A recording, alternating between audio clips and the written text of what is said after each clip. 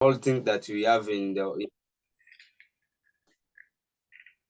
So we can talk more. So maybe we can start our meeting. Okay. Yeah, welcome. Yeah, welcome. Thank you. Thank you both. Yes, please. Now. Yeah. Hello. Hello there. Yeah, you're welcome to. Do you want to come in, Simon? I'm just in a meeting. Steve? Yeah. I'm sorry, mate. It's all right. You all right? Yeah. Can I come in? Yeah, I'm just in a just starting a meeting. Just going to say, I've got a sitter in the vicinity. Okay. I've been silly, and I don't know. I'll catch you later, mate. All right. Yeah. Cheers. Yeah. So, please introduce yourself and tell me something about your interests. Okay. My name is Kasereka Mpowa. I am acting as a secretary here at Social Action Center for Vulnerable Individuals. Yeah. Here at Kakuma. Yeah, as you know it from this fellow Andrew, we are acting, and this bill is acting, is already in progress, and among the projects we have, this permaculture is one of core projects we are maintaining here in Kakuma, here at this organization we are trying to put up. Yeah. First of all, first and foremost, I would like to first thank you for having introduced to us this permaculture project. Yeah. We really thank you so much. And I would like even to thank our fellow Andrew, who introduced to us this thing that we didn't know. The idea you had, through him, we have got it. So we really thank the partnership you had prior before we connect to you. Thank you very much. You're welcome. You're welcome. Yeah, he always tell us all about permaculture, and he was educating us very nicely. he will tell us he gets the idea from you, so that's why we are appreciating your idea. Thank you very much. For sure, we are gaining very much from it, and we are hoping much in future it would be fruitful to us. Because right now the community is gaining much from the little we are educating them through him and through you. A little we are educating them, they are now able to get something to eat, like grains. Here, here in Kakuma, it is as a desert position where there's a lot of sunshine, there's no greens. But through that idea, we have tried to put up some greens, vegetables. Yeah. And with that, there was a lot of anemia cases and malnutrition in children, because there's no greens, there's no vegetables. So with that, at least we know the cases will reduce by the time being. It's good. So, thank you. Yeah, as much as information as you can tell me is good, just to help me understand. I can say a little bit about permaculture. It's a way of thinking and planning. It's a design system, and yes, it applies to food, but it applies to business, to livelihood, to information, to the society, to social things, because they're all connected. And the question is, so how do we make sense of the world when it's so complicated and it's changing and there's so many challenges? Permaculture is a design system that helps us find a focus and to build alliances with other people. We can't solve our problems alone, and coming together around, if we can kind of pull together, in a coordinated way, then we can achieve very much more. That's the key thing, really. And when I teach permaculture, we start with values, with ethics, because we have to understand, if we have to have we have to have a common cause, so that we can then work together with mutual trust. And so that first step is, we understand we all need to eat. Everybody needs to eat. We need to drink water. We need to wash. We need clothes. We need hygiene facilities. These are things that are universal. And so we're not in competition to achieve these things. We can achieve them through collaboration, through working together. And then the next thing about permaculture, it says, look around you, observe, but we're going to try and use and make the most of the resources that we have around us.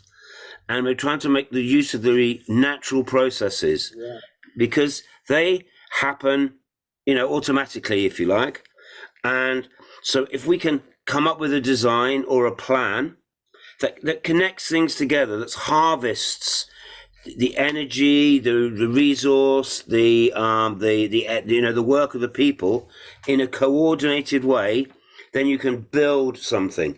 It's not a magic bullet. It takes a little bit of time, but if you are consistent, things grow and develop. That's what that's the core of what we're trying to teach. And of course, it begins with food. We all need to eat.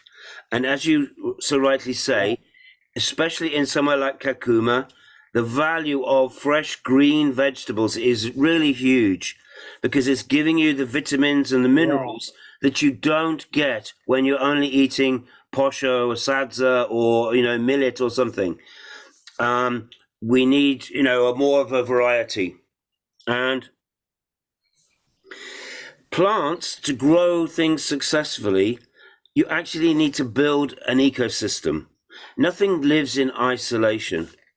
It's a product of connections. So the first lesson that we teach in permaculture is, you have to understand the soil is alive. It's a living thing. There's dirt, there's just the minerals, if you like, but the soil that you grow in, it's alive. You can't see everything, but for sure inside there's millions, if not billions, of organisms. And they are just like you in that they breathe air, they breathe oxygen, and it needs moisture. It can't be soaking wet, and it can't be really dry. So you've got to find this balance. So one of the things that we also realize is, all organic matter in time, in the right conditions, will break down and create compost or humus. And that's the thing that energizes the soil. So we try to, so the reason that we talk about, we build raised beds or keyhole beds or any kind of construction, is to build up layers of topsoil that are not compacted, so that there's air inside. And if we can construct beds for growing that we do not stand on, then that gives a chance for the soil to really grow and develop, and for there to be air and humidity inside. And this is a good place to start, because, again, what we say is, you always, the rule is, you always have to observe and interact. So whatever you do, whatever you set about doing, it's going to teach you. You're going to learn. You're going to get better. There's many ways to approach making compost. There's many ways to do raised beds, and there's many ways to start your growing systems. But you just need to make a start, and make a start with what you have there. Don't be wishing that somebody's going to bring you something from somewhere else, because that might happen, but that's not how things start. So you need to value every bit of organic matter. You need to build it into a compost system and keep that a little bit moist. And really, a compost heap should be 1 meter cubed in size. So it's got to be enough size so that you create the right conditions for the life in there. And as it breaks down, you can slowly add that compost to your raised beds. Now, I can't give you like a whole growing lesson right here. Andre's been looking at some of these ideas, but we're really trying to illustrate through the training how you have to, once you can create the right conditions, then your plants will be successful. And if you have the right soil, your plants will be also nutritious and able to withstand pest attack.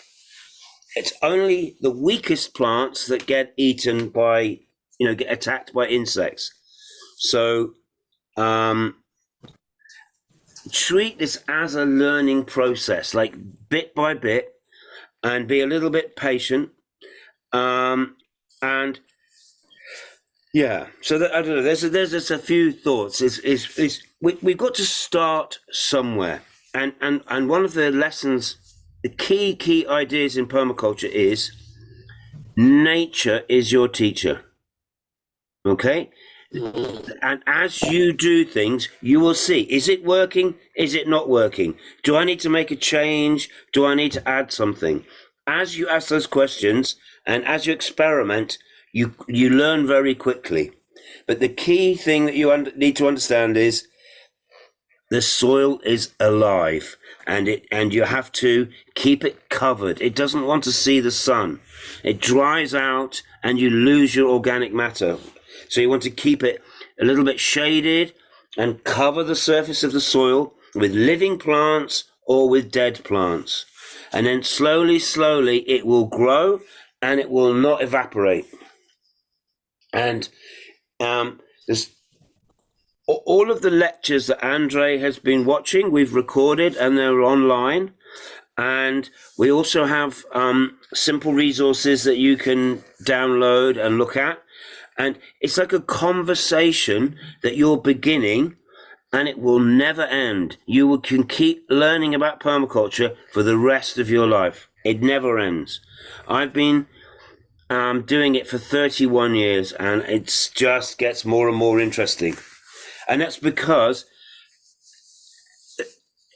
so here's an interesting way of thinking about it. The rules that we give you in permaculture are quite simple, but reality is complicated. So whatever you do will be unique. It'll be special to you, but the rules remain the same. So on the course, I'm teaching Andre and others just these really basic rules. I call them patterns. And as we work with them, we slowly then realize and learn the details. So to do permaculture, you need an open mind. You need to be ready to learn and to commit yourself to it over time. It takes being consistent. And it's much better to be doing a little bit every day than trying to do a lot one day and then don't think about it for a week or two. That's when things break down. So, and we can show lots and lots of small examples of how to start this process. And as you do it, people will say to you, "Oh, what are you doing? That looks weird. That's strange." And from there, then you can start a conversation with people and draw them in. And slowly, what will happen is you will build a bigger and bigger team, and those people will be looking at more and more specialist areas. But we're going to start with food, and the things that you're going to think about are: what plants do we want to grow? Where are the seeds going to come from? What is available locally? What are other people doing that's successful? Can we learn from them? what other sources might there be? So water is always scarce. Water is such a problem. I know in Kakuma you have little water. So we don't want to waste anything. So, and water that you've used for washing can also be saved and then put onto plants. And, you know, for preparing food and for other things like that. So if we have small growing systems, raised beds or whatever, that they're close to where we live, not a mile away in the fields, but really in your compound, close to your settlement. And then that water can then be used to protect and to nurture your vulnerable young plants. Yeah. And again, many designs, many examples. Which one is right for me? Should I do a keyhole bed? Should I do? The answer to that question is start with the materials that you have, start close to your home and understand that. So there are 12 key principles. They're like windows to look through. They're not rules. There's no rules in permaculture, but we try and understand to see the patterns. So number one, observe and interact. You will only learn by doing experiments. You will only learn by trying it yourself. Okay? Rule number two, catch and store energy. You need to hold on to anything that's useful. That means any organic matter, you can compost it. Any water, even if it's been used for washing, we can use that. Building soil is building an energy reserve, building connections with other people. All of this enables us to move forward. So observe and interact, catch and store energy. Number three, develop yields. Obtain a yield. You're doing this to feed yourself. So we're going to grow some plants.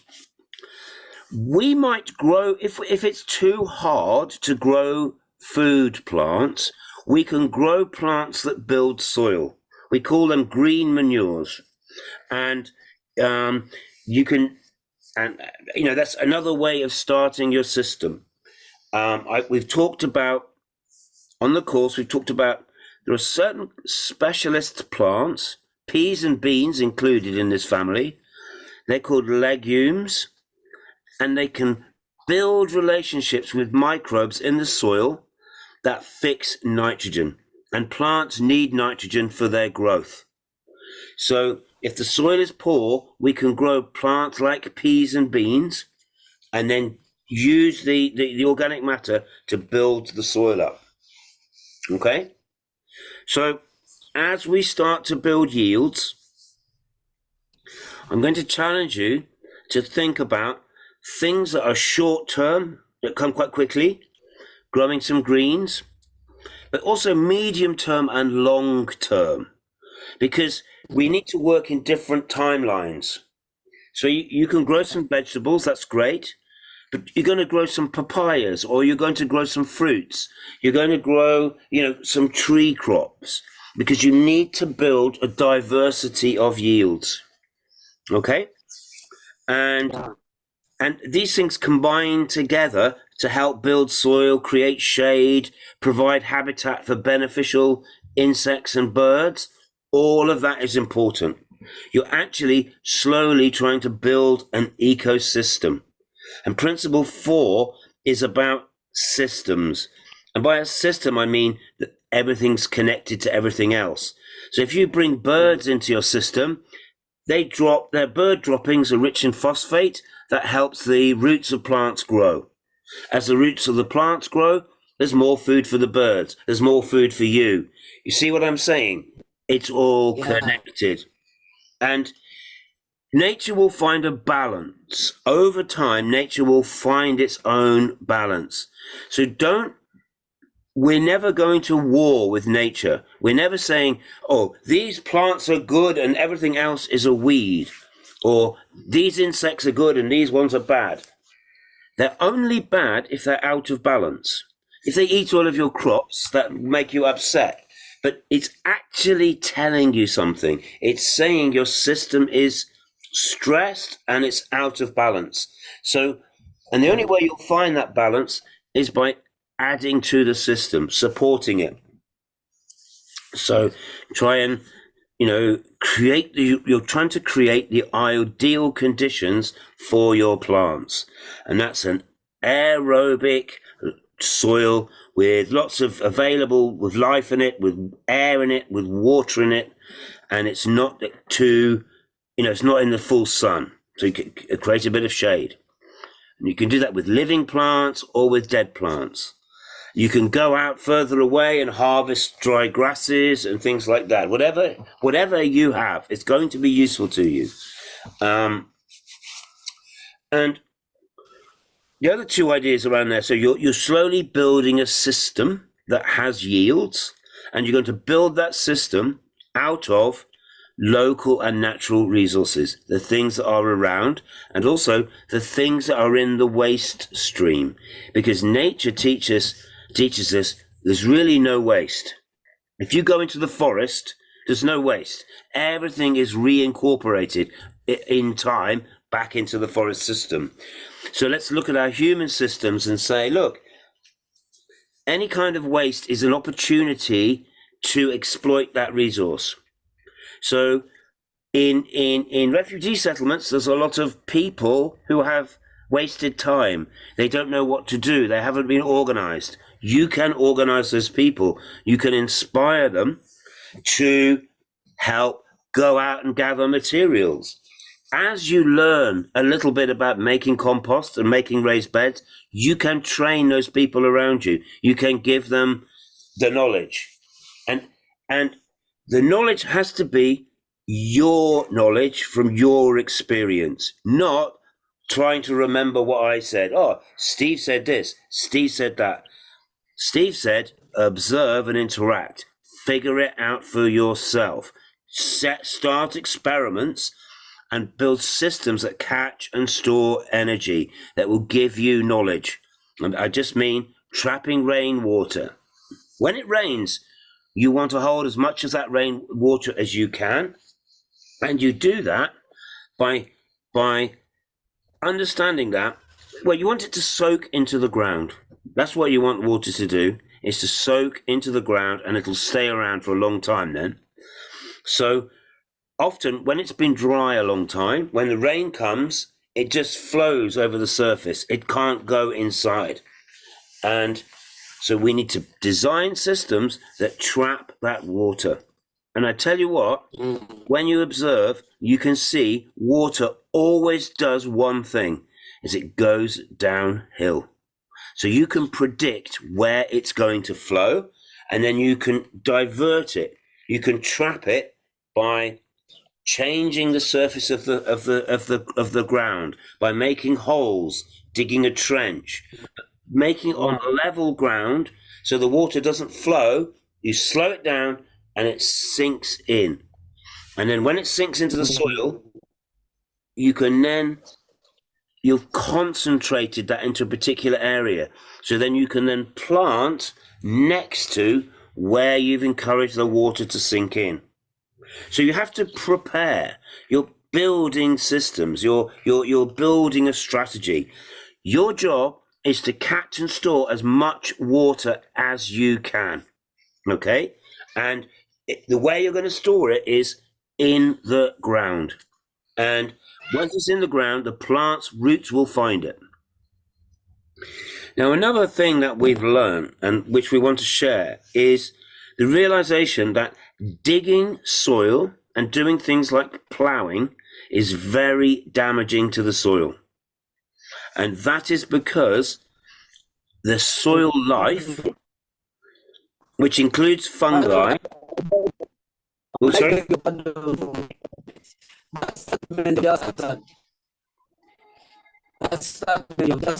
Plowing and digging to be very dangerous. Just requesting you to repeat that subject. Okay, so it was hard to hear. Are you hearing me okay? I was saying that statement that you just uttered right now, the statement of digging and plowing the soil. Yes. Is there. Yeah, I just wanted to repeat it for me. Okay. Yeah. So important. So in doing these things, you're creating the right conditions to grow plants. And and the more humidity you can trap. So all we want to do is to slow things down, stop it leaving the system immediately, and then we can add plants and growing systems that take advantage of the conditions we've created. Yeah.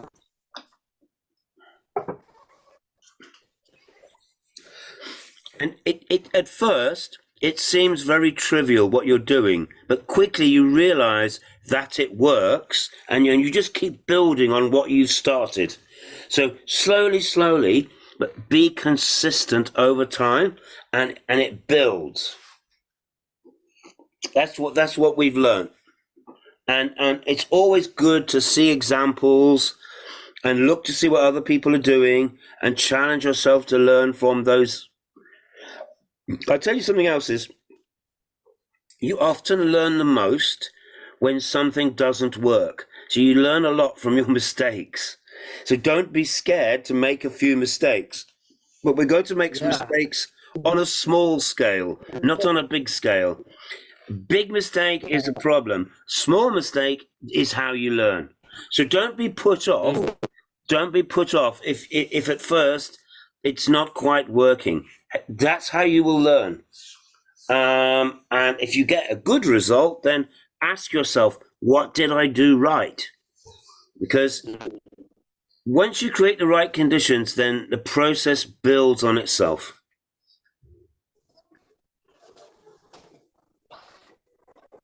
Is this helpful, what I'm saying? Yes. Hello?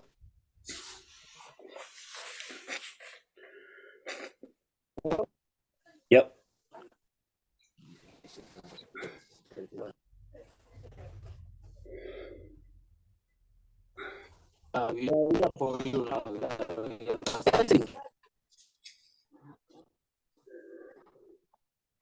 It's hard to hear you.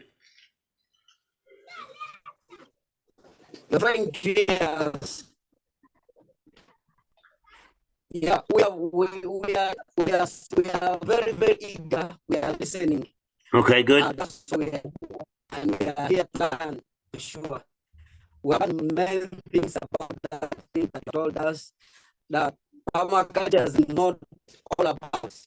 Yes. All about food. It's just it has a lot of things in it, in that permaculture. That's it. So we are thankful for that because we have known that everything, every waste product around us has something, has value to us. In fact, that's why I would know. I would like you to help us in the ideas of how to use those products. We don't have ideas, that's the problem, but we are eager to do everything. Yes. That's good. Well, that's good. And obviously we need to be aware of what limitations you have, and then whatever help we are able to provide, it must, address whatever's holding you back. And I'm talking to others. I mean, I think in time, we have to create plant nurseries so that we can create our own seeds for sharing with other groups. So as you start off, think about how can we build capacity, because in time, you will be passing this on to other people. Yeah. So, and what I want back from you in return is for you to tell your story back to us so we can learn how better to help and support people. Do you get me? It's a two-way relationship. And one of the things that we learn in nature is everything is connected. Everything works in both directions. So if I help you, you help me. That's how it goes. I give you information, you give me information, and so that we can learn and build and grow.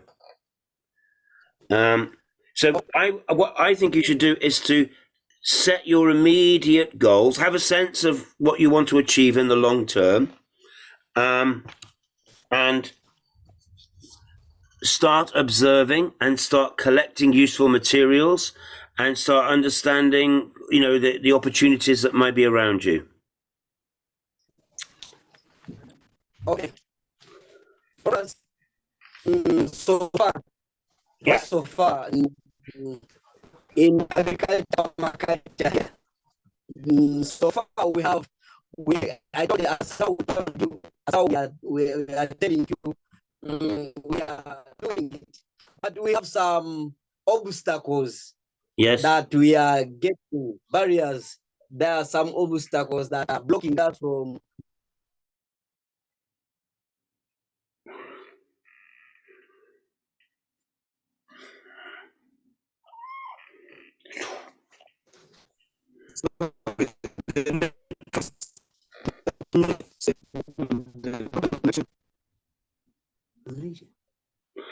He just started to say about the obstacles and then it froze.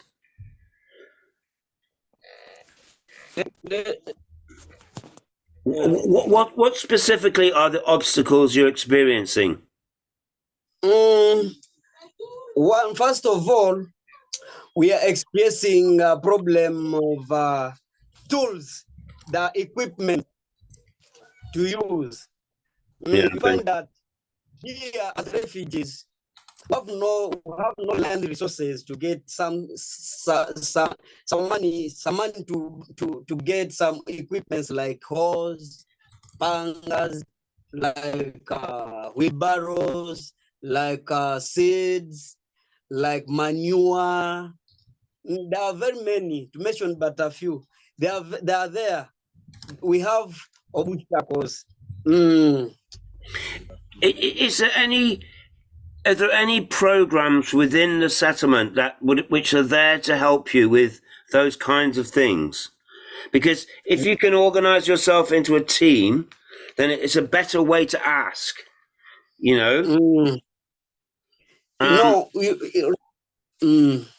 People never hand out money. People never just hand out money. You say, "Oh, I need a wheelbarrow." "Oh, I give you some money." It never works like that. You have to come together. Okay, so you're your Social Action for Vulnerable People Institute. So I don't know. I don't know. It's hard to know.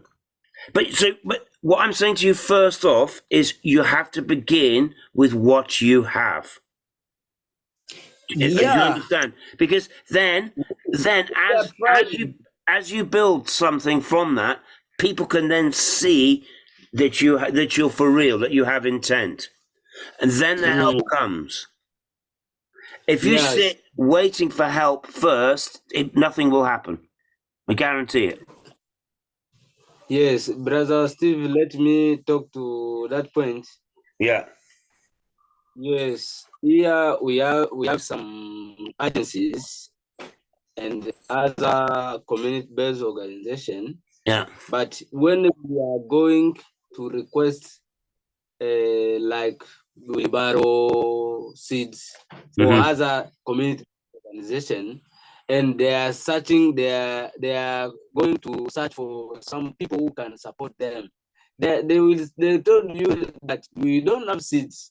It is for you to look someone who can support you or anywhere and get seeds or wheelbarrow.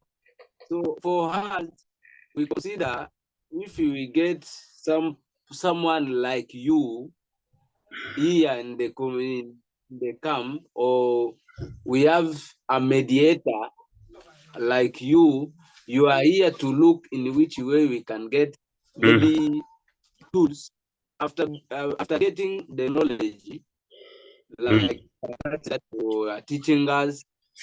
So maybe for you not to talk to us. What we're in this asking you to do through the permaculture course that you're doing, sorry to interrupt, but is to build a plan. Okay? Okay. And should, like I said this week, but is, start by drawing a picture of the space that you have. Start to try and visualize what it's going to look like. And I said to you, you make your first attempts on paper. You make your mistakes on paper. Work out what your first steps are and draw a picture of it. Honestly, that's the first step to intention. And then you can discuss it between you. You need to build a compost heap. You need to, look around to any organic matter lying around, and you need to collect it together, and you need to start breaking that down. Because before you have seeds, you need soil. And soil is a living thing. It's not just the dirt around. You've got to tend it and look after it. Do you get me? So your step one is that. And then, and within that is then to start to create a vision that you can communicate. And then I can help you then. We can ask, who are we trying to communicate to? Who is it that's going to help you with resources? Remember, I'm only a teacher. I'm not a funder. I'm not sat on money. I'm sat on knowledge, and I can give you a sense of strategy. And that really the very successful projects is you can go out, I don't know, as if you can start with cultivating the native plants, the things that are around that have some use. So, I don't know. Having something like a wheelbarrow, that comes later, Even that's a luxury. That's almost like having a car. It's a luxury. You've got to start understanding that it all begins with the soil. How are you going to catch rainfall? That's my question. Catch and store energy. How are you going to catch rainfall? So look at your land, understand the slope, think about how you can work with that so that you can start to build your soil. You can do that without a wheelbarrow and without seeds. Do you get me? Yes. I understand. It must be very frustrating, but you've got to, what I'm telling you is you have to start with what you have, and then it will come. And you need to be ready. So when you get a heavy rainfall, it's too late. You need to be ready before the rain comes to catch that water, to get it to soak into the ground in the area where you want to grow your plants. Okay?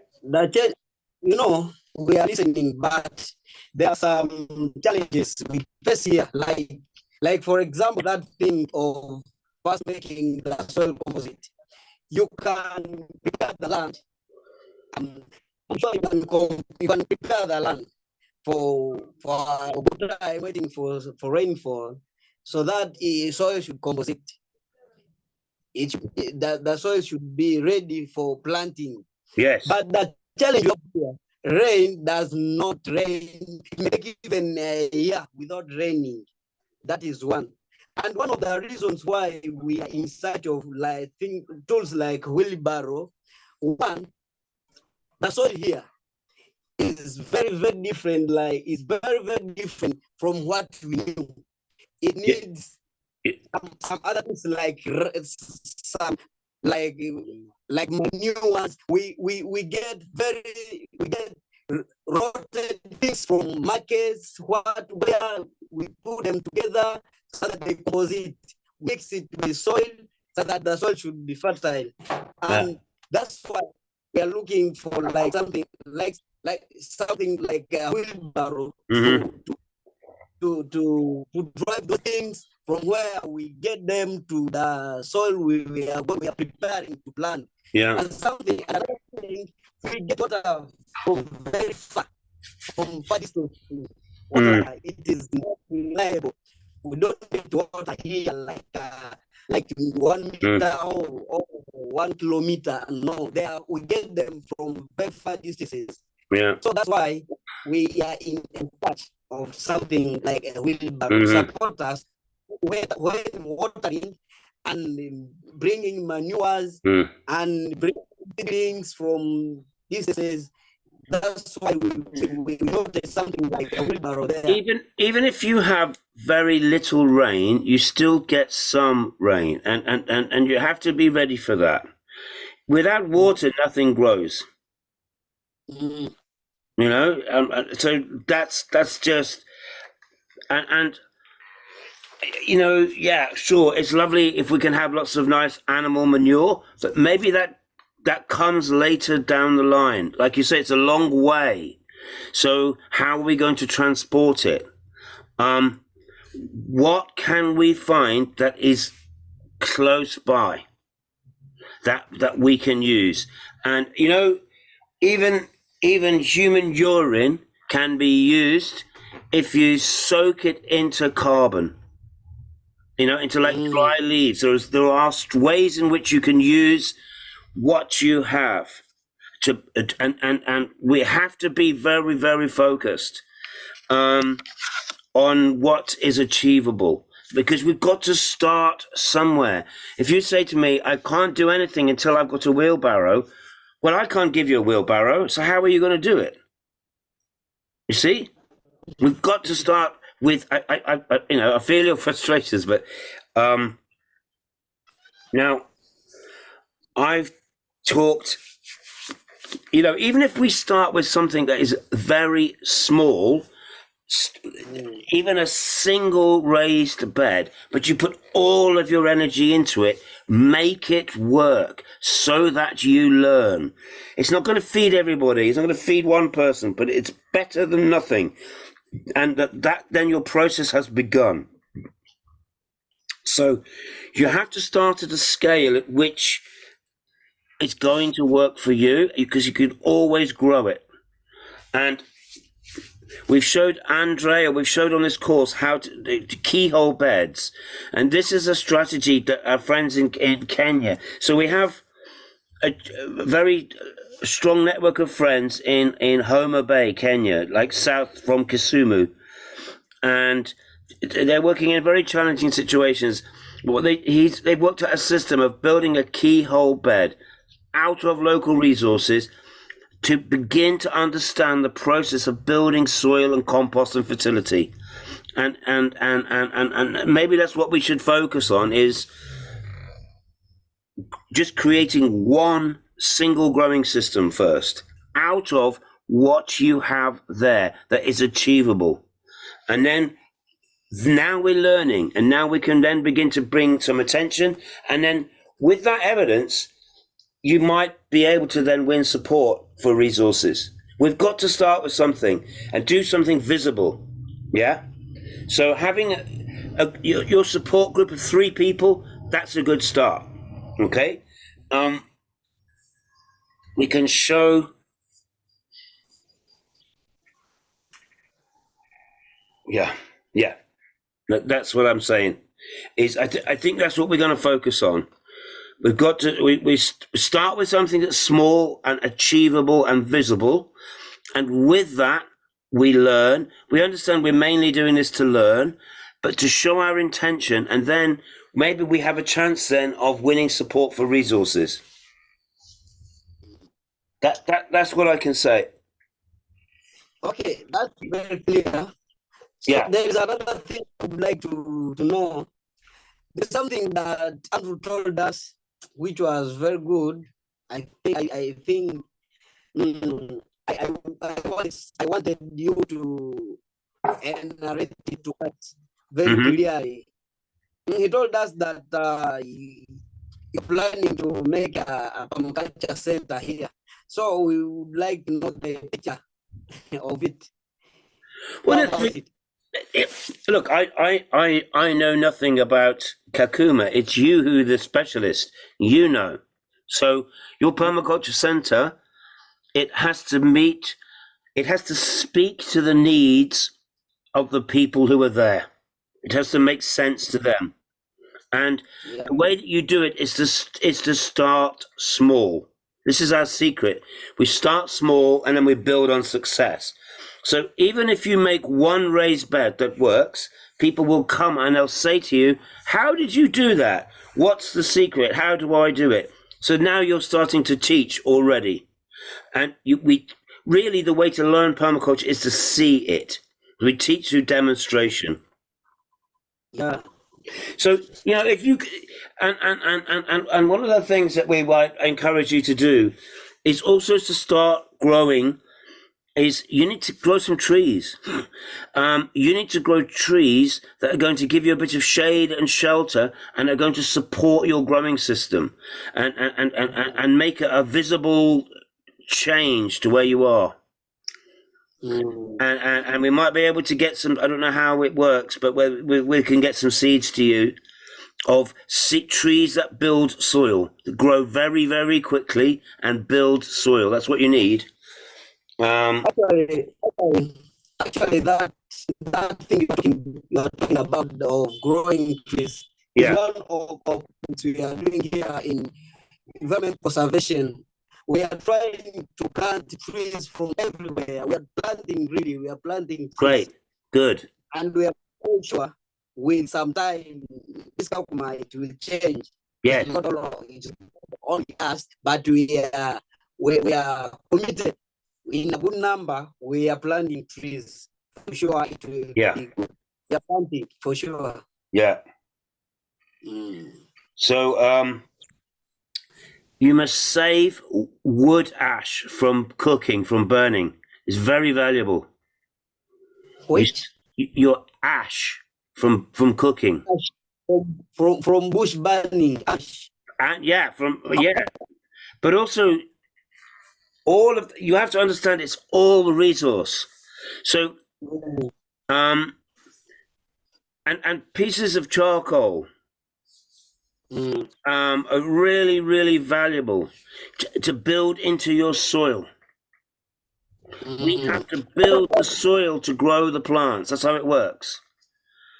What about the ashes we get from this local stores? Yeah. That you let. What about it? Is it also good for plant growth? Yes, it's good for the root development of plants. Okay. No, sorry, it's good for the fruits and flowers. Sorry.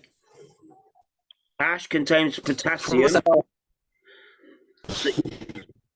So it's very, very, it's one of the 3 essential nutrients.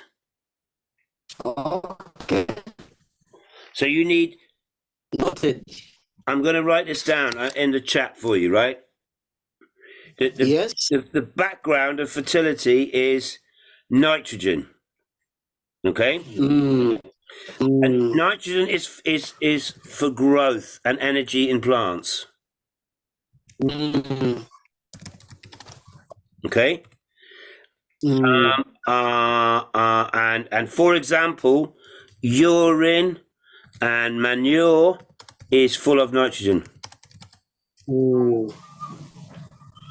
Okay. Also, some plants make their own nitrogen. Right? Peas and beans and thorny trees. Okay?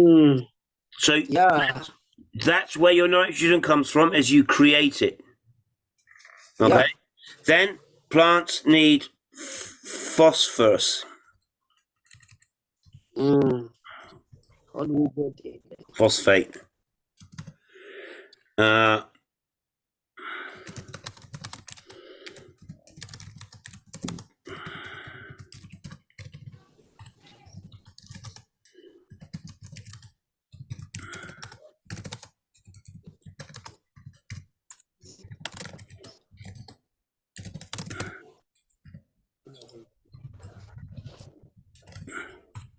Okay, so you need phosphate is for root development, and bird droppings are very rich in phosphate, birds and bats. So if you create the conditions for birds and bats, and the phosphate is cycling in your system, and then you need potash or potassium, This is for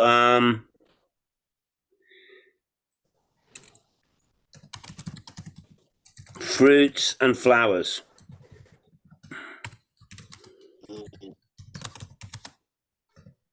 And this is in wood ash. Yeah.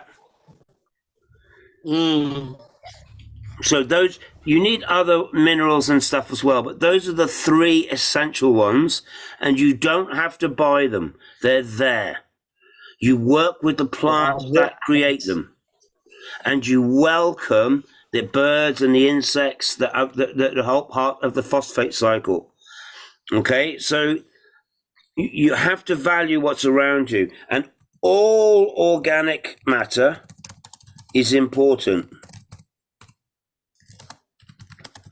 And you make compost and biochar from the organic matter. And this builds soil.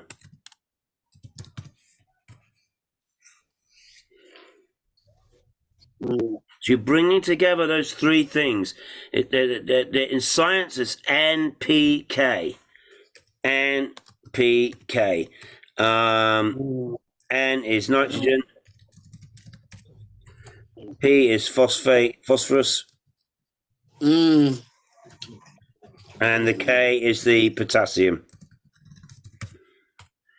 And so as you create the right conditions, your plants will grow and your plants will build soil. This is what I'm saying. You've just got to start small and start the process off, and then it will quickly grow and build. And you can do that without animal manure. It's good if you have it, but if you don't have it, you can do it without. Excuse me? Even so, yes, it's nice to have animal manure. But if you don't have it, you can survive without it.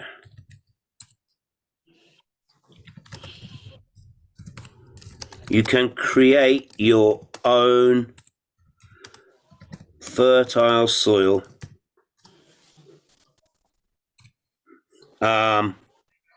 with what I'm telling you.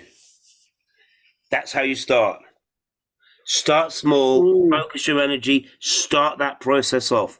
As soon as you're growing plants, you can then harvest them and compost them and feed them into your system.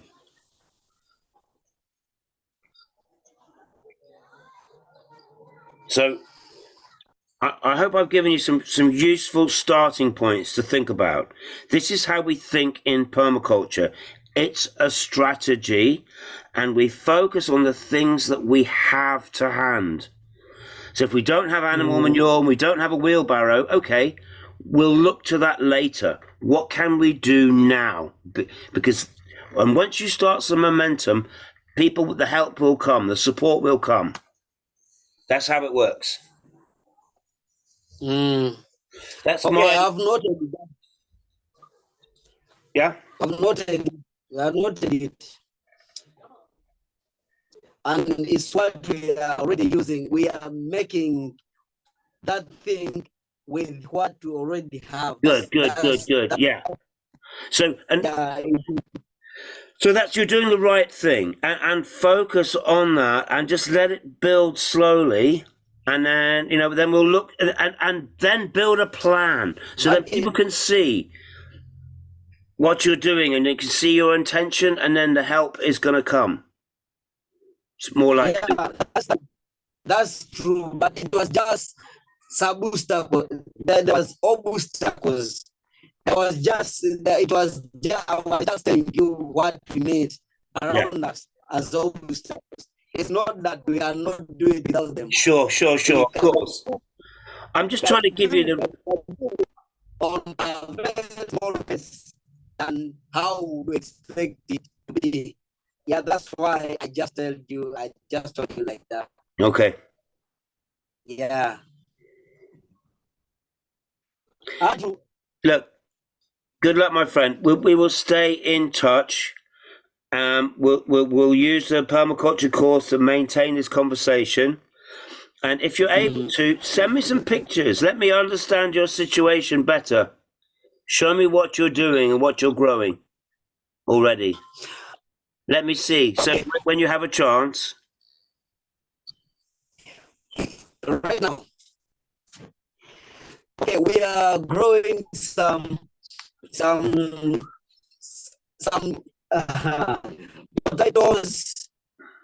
leaves. We eat them for vegetables, not that really potatoes, but the potato leaves. Yeah. Potato leaves.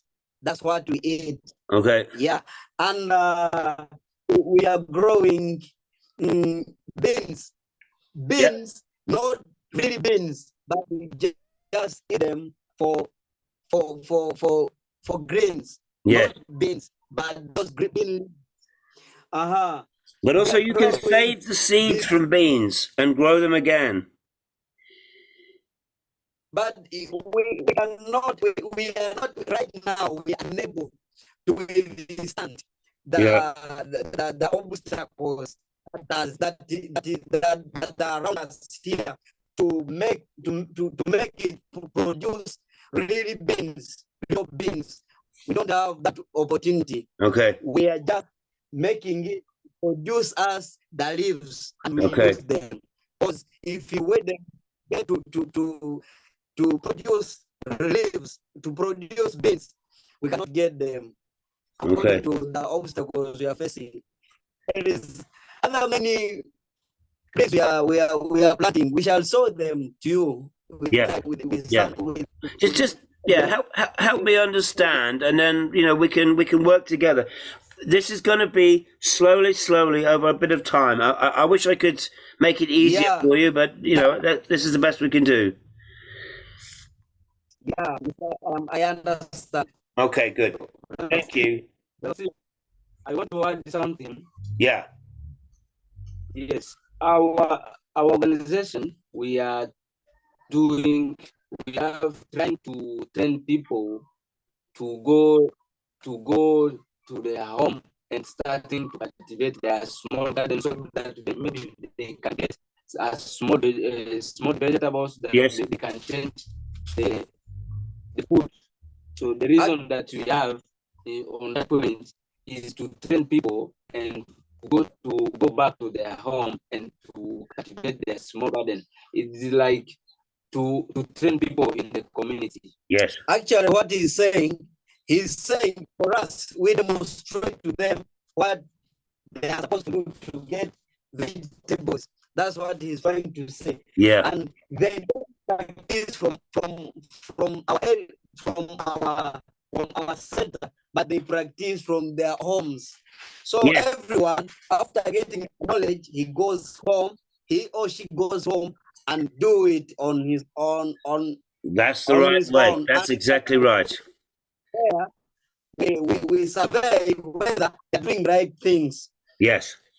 Yeah. And just so, again, as the ideas I'm giving you are very simple but very powerful.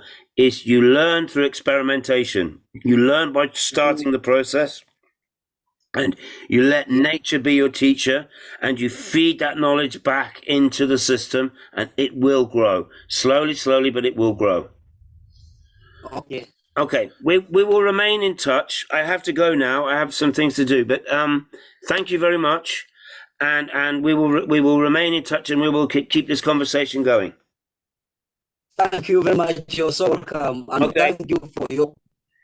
You're welcome. I'm very pleased to meet you. Oh, thank you. Okay. Bye. All right then. Bye for now. Okay. Thanks, guys.